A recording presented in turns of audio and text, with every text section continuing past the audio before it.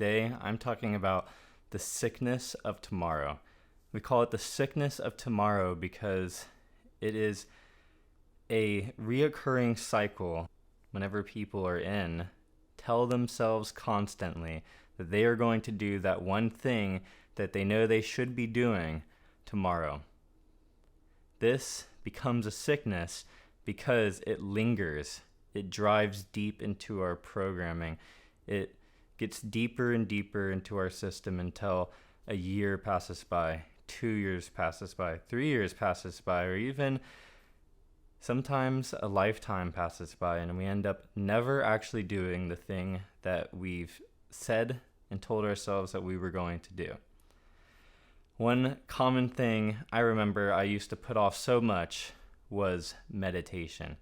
Meditation is one of the easiest things to do in reality if we look at what the activity consists of, but actually getting ourselves to sit down and try to find peace and quiet is one of the hardest things to actually accomplish because the ego is so resistant to you detaching from it, going into the void, the unknown. It's so resistant to change in general. And that is what the sickness of tomorrow is resistance to change.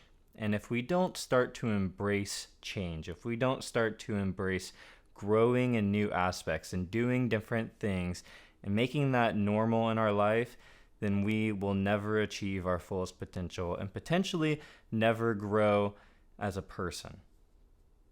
Now, I behoove you to reflect and to look at your life on how this action is maybe digging its way into your life in unknown areas that you may not be fully aware of, and search and find where you have complacency maybe.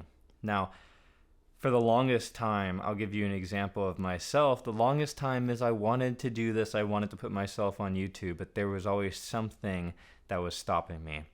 We can go over the list of all of the reasons on why we decide not to do something, like fear of judgment, lack of confidence, not having the energy, or today's not the right day, tomorrow will be better, I'll have more time tomorrow.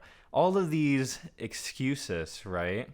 But in reality, they're only excuses and limitations, because if we decide to make 1% change or one new effort today, then over 100 days, that's 100% change if we were to do that every day. Now, what are you procrastinating on? What are you putting off of doing until tomorrow? Reflect and look at that. All these things that you told yourself you would do tomorrow, did you actually end up doing it? If you did, and it was actually a valid reason of not doing it, or you actually did execute it, or you've been consistent for a long time and then you actually start it, that's one thing. But if it's a new habit, something new that you've been needing to do, something that you've been needing to change but been putting it off, be honest with yourself. Has the sickness of tomorrow reached into your core? I hope you guys liked that video. This video is a perfect tool to add to your reflection arsenal. And whenever we find ourselves in the limitation of the sickness of tomorrow, the best thing that we can possibly do is to do it. To do it right then and now, whatever it is, for whatever amount of time we can, even if it's a fraction of the amount of time that we would like to do, just do it. If you want to start meditating and you have a goal of meditating for 10 minutes, but internally that is daunting, sit down and meditate for 2 minutes. Just do a little bit.